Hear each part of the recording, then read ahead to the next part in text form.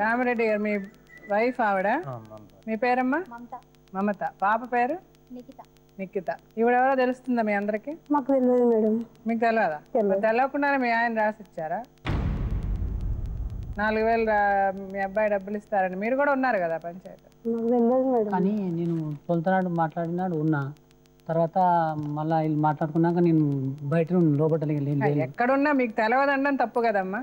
నాకైతే మీ ఆయనకి తెలిసి మీకు ఎట్లా తెలియకుండా ఉంటది? నేను బయటకు వెళ్ళాను. అలా తప్పు, అలా మాట్లాడకండి, నిజాలు మాట్లాడండి అమ్మా. ఏదైనా ఆవిడ చెప్పింది కరెక్ట్ అమ్మా? మీ కుటుంబంలో మీకు తెలియదు ఆవిడెవరో? ఫస్ట్ సంగతి అడగలే నేను, ఇప్పుడు మీకు ఆవిడెవరో తెలుస్తుందా?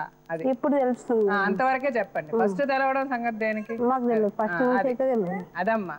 ఇప్పుడు ఆ అమ్మాయి కూడా మీలాగే ఒక స్త్రీ కదా, ఒక ఆడది. మంచో చెడో మనకు తెలిసిన నిజాలు మాట్లాడుకుందాం. ఎవరేం చేశారన్నది తెలుస్తుంది కదా, తెలియకుండా పోదు కదా. ఇప్పుడు ఆవిడ దగ్గర మీరు రాసిచ్చినవి ఉన్నాయి, మీ అబ్బాయి రాసిచ్చింది ఉంది, మీ అబ్బాయి ఫోటోలు దిగాడు ఆవిడతో, ఇవన్నీ ఎక్కడ పోతాయి చెప్పండి? అలా ఎందుకు మిమ్మల్ని మీరు మోసం చేసుకుంటున్నారు? అలా చేయకండి. మాకు తెలియదు మేడం.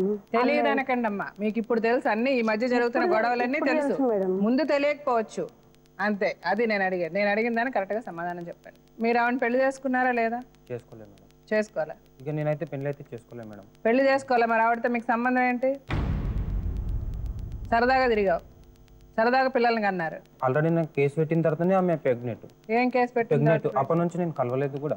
అంటే ఆ బాబుకి మీకు సంబంధం లేదా? లేదు మేడం. అది తెలీదా? అది ఎంతసేపు తెలుసుకోవాలంటే టెస్ట్ చేస్తే 1 నిమిషంలో చెప్తారు తెలుసా? ఇప్పుడే నేను డైరెక్ట్ గా హాస్పిటల్ మీ ఇద్దరిని పంపిస్తే 1 సెకండ్ లో తెలుస్తుంది మీ పిల్లవాడో కాదు. నిజం చెప్పండి, ఎందుకు అబద్ధాలు ఆడతారు? నేను చెప్తున్నా మేడం. ఇంతకుముందు అయితే నేను కలిసినప్పుడు అయితే ప్రెగ్నెంట్ లేదు.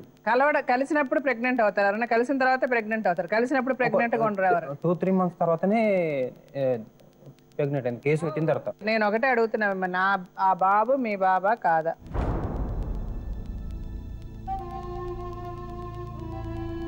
ఒకటి ఆవిడ మీ బాబు అంటుంది, మీరు కాదు అని అంటే గనక వెంటనే మేము టెస్ట్కి పంపిస్తాం.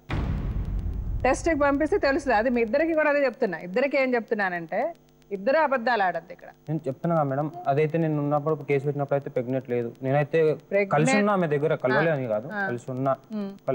ఇక అది తర్వాత అయితే ప్రెగ్నెంట్ అయ్యింది.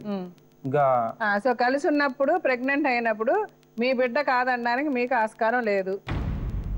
అలా డౌట్ ఉంటే అది కూడా తెలుసుకోవచ్చు, అది కూడా మీకు చెప్తున్నా. సో ఆవిడతో కలిసి ఉన్న మాట వాస్తవం. ఆవిడతో మీ పిల్లోడికి గుండు కొట్టించారు, ఒళ్ళో పెట్టుకున్నారు, ఫోటోలు దిగారు, ఆవిడతో తిరుపతి వెళ్ళారు. నా ఎంబడి తిరుపతి వచ్చింది. తిరుపతి వచ్చి ఆ ప్రూఫ్ తోటి నాకు 376 కింద కేసు 376 కింద పోలీస్ స్టేషన్ లో కేసు చేస్తామన్నారు. అది ఏమైంది? 15 రోజులు నన్ను పోలీస్ స్టేషన్ లో పెట్టారు. పోలీస్ స్టేషన్ లో పెట్టి రోజు ఒకటి కంప్లీట్ రాయాలి, చింపాలి, కంప్లీట్ రాయాలి, చింపాలి. లాస్ట్ కి వస్తే నేను సిఐ సార్ని అడిగిన, ఏం సార్ ఇట్లా 498 ఎట్లయితుంది? ఇది ఏ ప్రూఫ్లు లేవు కదా, మరి నాకు ఆల్రెడీ భార్య ఉంది, మీరు చూస్తూనే ఉన్నారు కదంటే, లేదు మీరు కోర్టులో చూసుకోపోండి, ఏం చూసుకునేది ఉన్నా కోర్టులో చూసుకోండి, మా దగ్గర ఏం నడవదని చెప్పి చెప్పేశారు. అసలు మీ ఉండండి, ఆవిడ చెప్పే కదా, ఆవిడ చెప్పారు. మీరు చెప్పండి, ఆవిడకి మీకు సంబంధం ఏంటి, ఎలాగ మొదలైంది చెప్పండి. నేను ట్రాలీ ఆటో నడిపిస్తా, డ్రైవర్ని. కంపెనీలో పరిచయం అయిన తర్వాత ఇట్లా పరిచయం